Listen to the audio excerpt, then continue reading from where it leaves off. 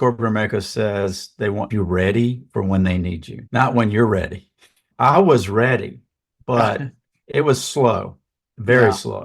I was certainly ready to go in a different way. I was in charge of this big contract, and I was supposed to go to Japan and deal with the contractors on some things, to start negotiations. And we had another person that was going to go with me.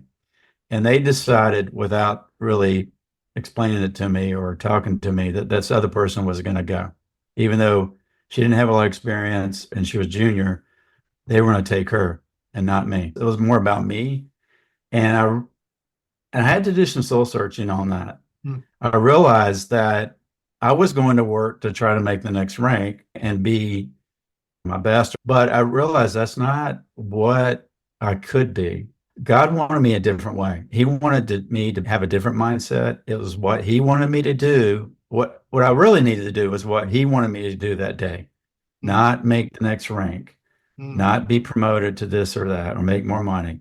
It's about how can I influence others for Christ and help the business in a different way than me trying to just make the next rank. Hmm. And once I made that mindset switch, it was a totally different game.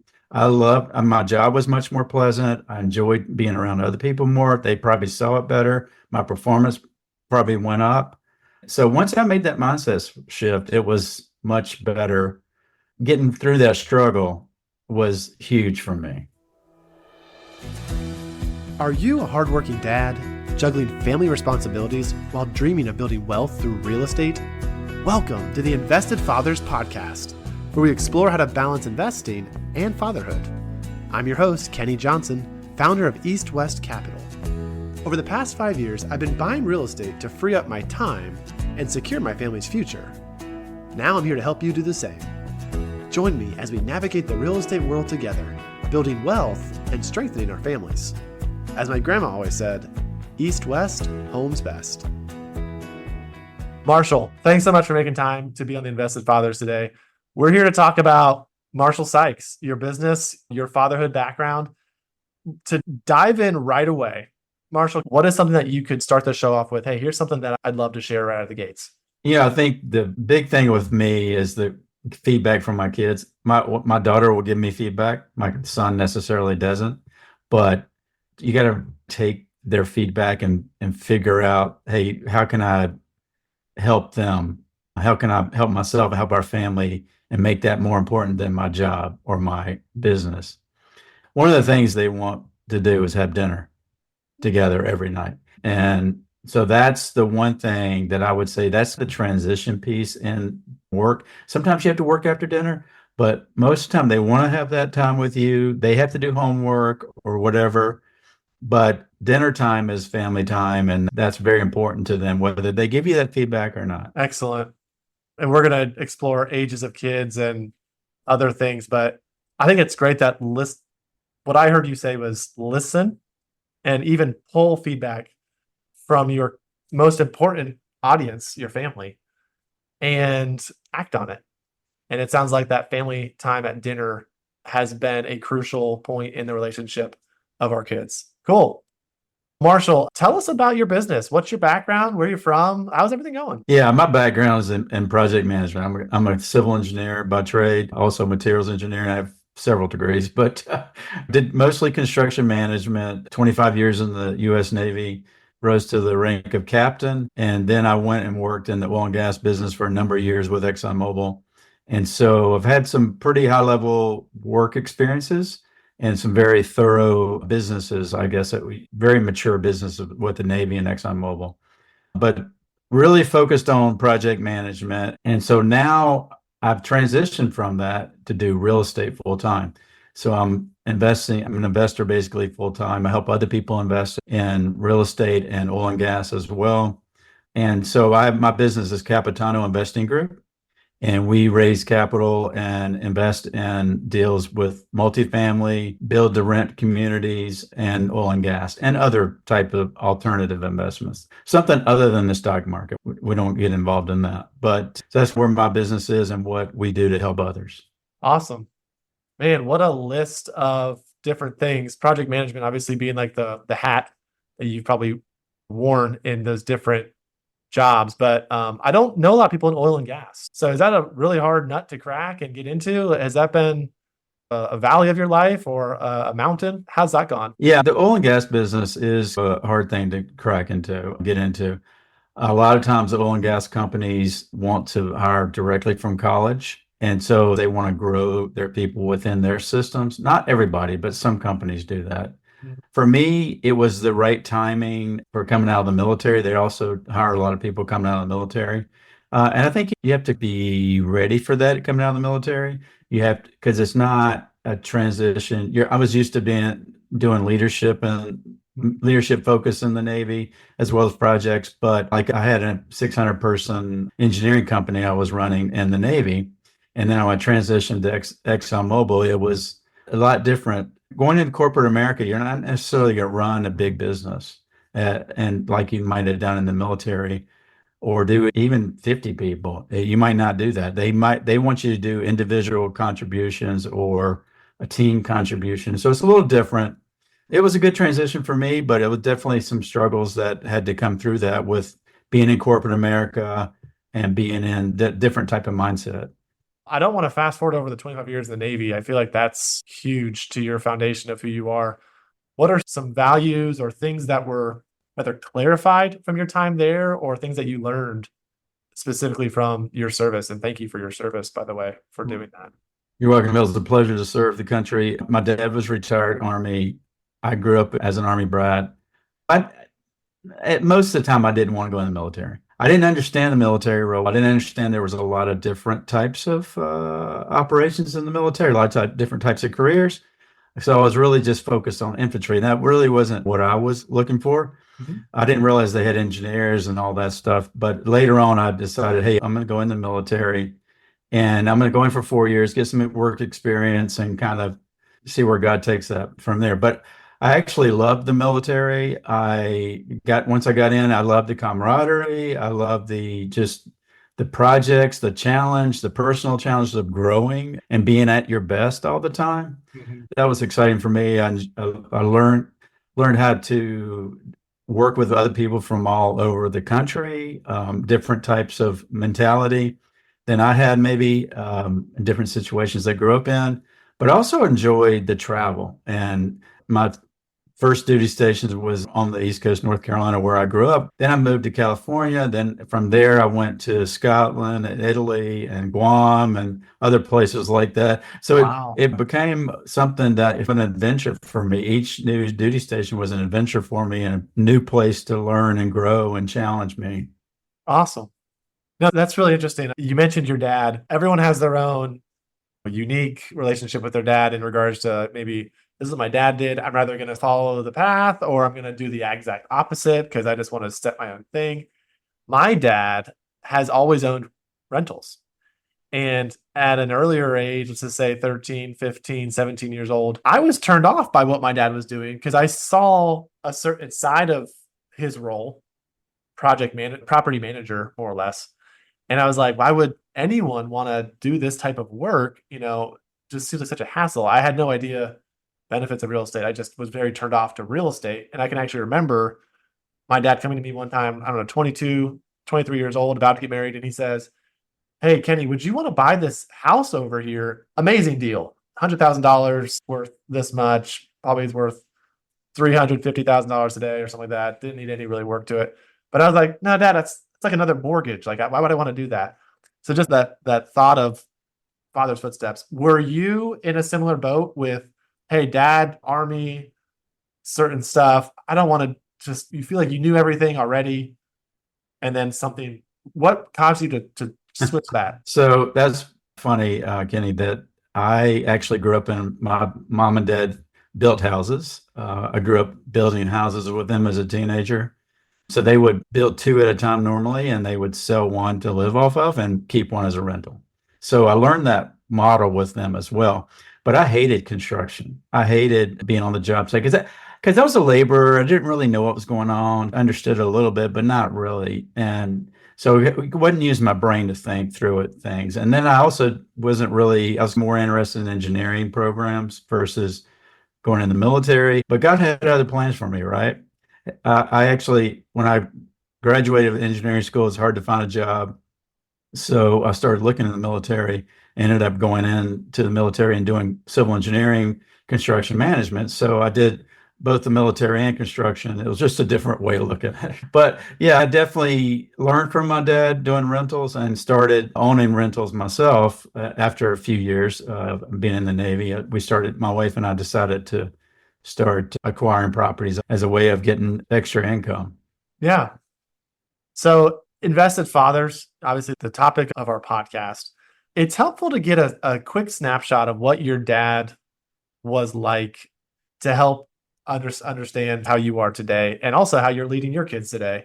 Could you describe, maybe give me a story of a time that stands out to you with growing up in your household with dad? I'm one of 8 kids. I'm one of the youngest in the family. So my dad had a lot of kids, and we were all pretty close in age, like 11 years apart. So yeah, super mom, exactly. And super dad, really. For me, it was more with my dad being responsible on a daily basis with your finances, with your life, getting your exercise in, that type of thing was always important to him. Family time was important to him as well. I didn't always appreciate some things of that because I'm one of 8 kids. You're not as maybe don't have as much attention from your parents as you may have wanted, Hmm. or you want to do some other things that individually that maybe you didn't have an opportunity to have, the resources to have, or the time to have because you're committed to the family and what we had to do. We basically I learned teamwork. I remember in the Navy learning about team building or teamwork. And I'm like, this is pretty much second nature to me already because I grew up in a team. So it wasn't a shocker to me at all, something easily to adapt. But a story for my dad, it's just the day-to-day interaction of sacrificing for the family. I think it was the biggest thing that I remember from my dad. Maybe fighting for attention, like you say, maybe at an earlier age, understanding, hey, I have this, I want to do karate or I want to do something over here, but we're not doing that. We're all going to do this group event over here. Sorry. Like we don't have time to have this individualized sort of plan for you, and how your mind maybe started making adjustments and realizing, okay, like I need to survive here, still want to thrive. And now as a dad, how many kids do you have at home? I have 2 kids, both are in college. So you've gone through those early formative years, teenager, I'm sure that maybe still teens to a degree there. How has growing up how you did affect how you're fathering, maybe when they were younger to even how you're fathering today? I think for me, I probably tended to give them more things that they wanted more than I could have when I was growing up because we basically couldn't afford a lot of things. Let's put it that way. Mm-hmm. When I was 18, my brother was stationed in the Marine Corps in Hawaii. And I just finished my first year of college, and I saved up some money. I don't know how I did it, but I saved up some money to fly out to Hawaii for the summer and spend the summer with him. I worked when I was out there, but I spent the summer with him, and that was my first flight. I decided for my kids what I wanted to do, and we moved quite a bit, but we flew all the time. I would fly them and go on vacation together. A lot of people don't take their kids with them. I wanted to take my kids with me so they can experience international places and just understand the world is not just in your own little state, your own hometown. Yeah. So I think that was for me. I think it was more about travel and exploring, opening their minds to everything of what they could do and not letting resources or money stop you from what God had in store for you. Yeah. You mentioned God a couple times, and I think there's a sense of how big is your world?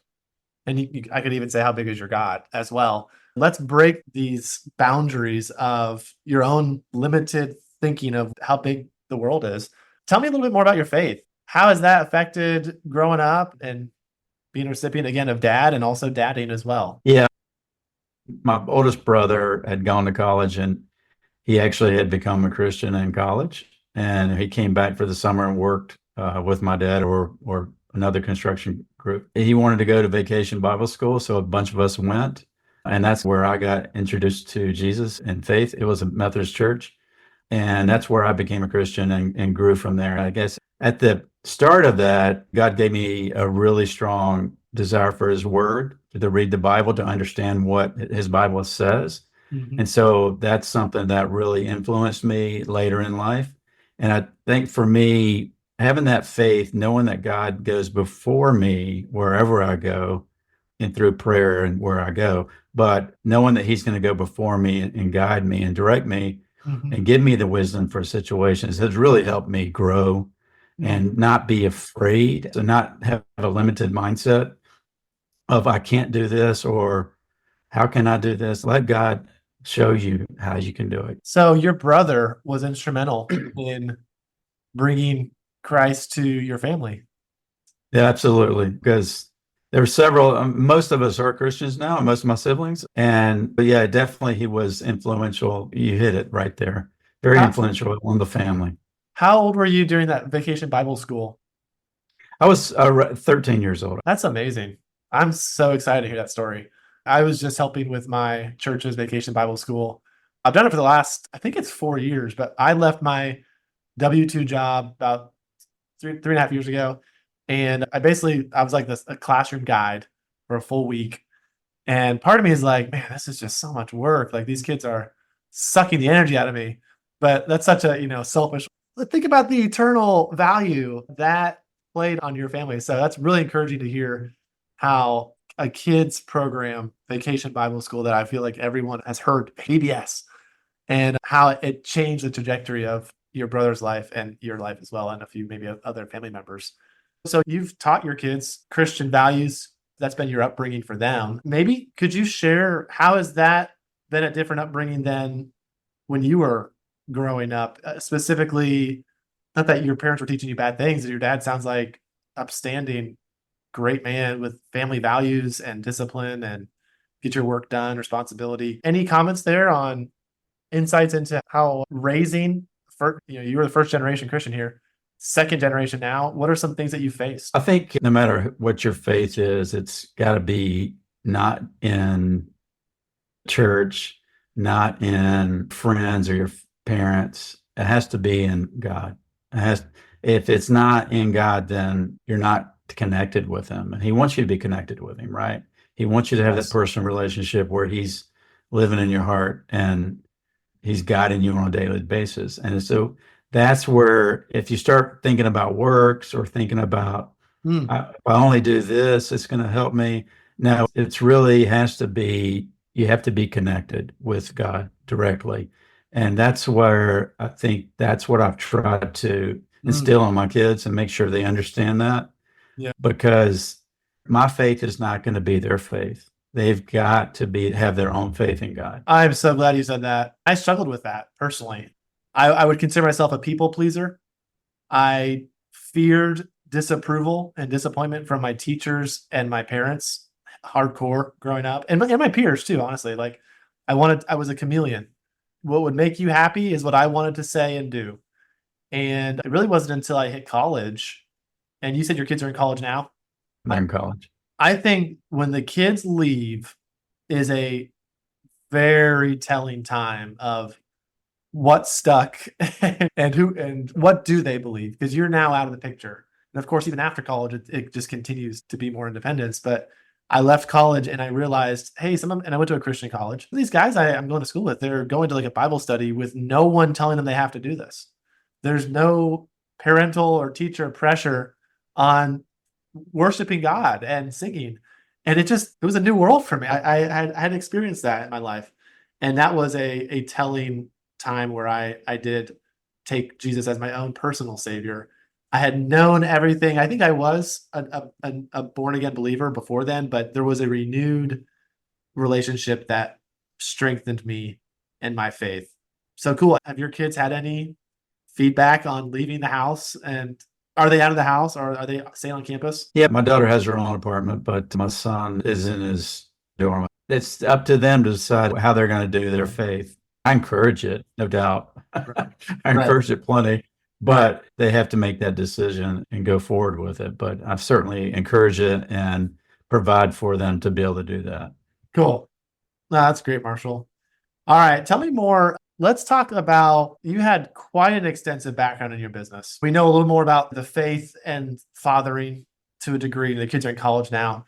Tell us some stories about were there some hard times in doing, like making decisions on that good old work-life balance. Could you tell us a Right. story about a lesson learned along the way or a struggle that happened while you were doing all these Exxon, your capital raising now, multifamily, obviously the years of experience in the Navy, et cetera? Yeah, I mean, I think the struggle I had was more about, I think when I did get into corporate America was having been in the Navy so long, your focus and mindset is always making the next rank, getting the next job, the next career path, next career, going up the ladder, basically, is a corporate America term. Mm-hmm. And when I got to Exxon, I still had that same mindset. I think most people do when they go into corporate America, but it was a struggle for me to, corporate America says they want, in businesses, they want to keep you ready for when they need you, not when you're ready. I was ready, but it was slow, very Yeah. slow. I was certainly ready to go in a different way. I was in charge of this big contract, and I was supposed to go to Japan and deal with the contractors on some things, to start negotiations. And we had another person that was going to go with me. And they decided, without really explaining it to me or talking to me, that this other person was going to go.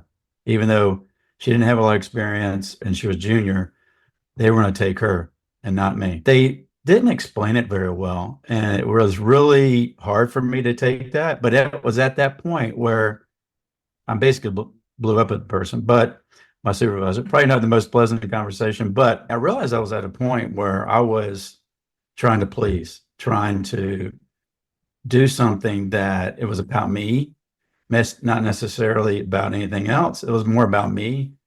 And I had to do some soul searching on that. Hmm. I realized that I was going to work to try to make the next rank and be, I don't know, my best or whatever. But I realized that's not what I could be. God wanted me a different way. He wanted me to have a different mindset. It was what he wanted me to do. What I really needed to do was what he wanted me to do that day, not make the next rank, not be promoted to this or that or make more money.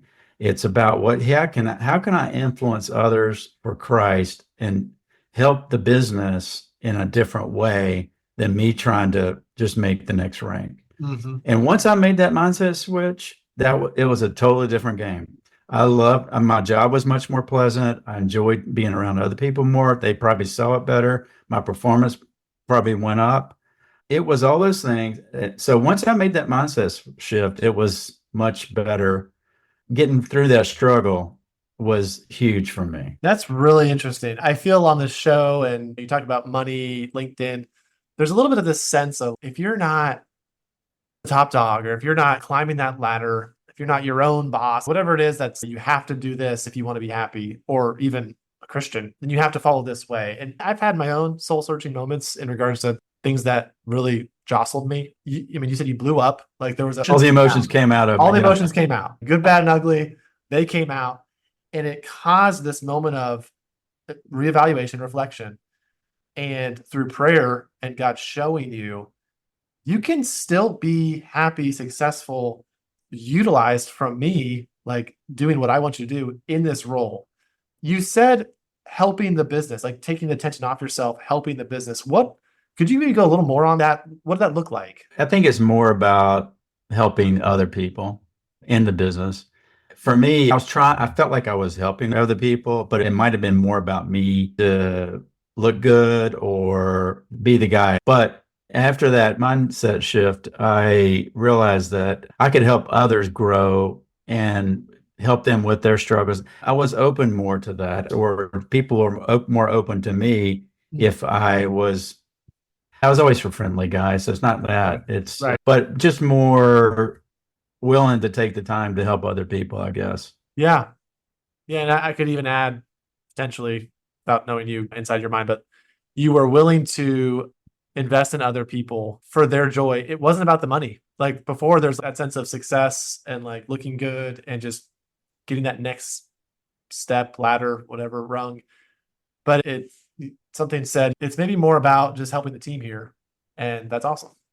Yeah. It's not like I didn't have that mindset before helping the team, but it was Right. a different way of looking at it. Yeah. And it really made a difference in my day-to-day disposition. Yes. Yeah. We're wrapping up here. I want to be able to give you a moment to say, listening to your kids was a key takeaway in your life. Advice to dads today. We have all walks of life listening, young kids, older kids, retired, grinding out growth strategy. Leave us with something that you could say, here's a key takeaway for you all. I think for a lot of guys that were very goal driven or driven people, especially if you are, then you got to realize that life's not about you, and especially family is not about you.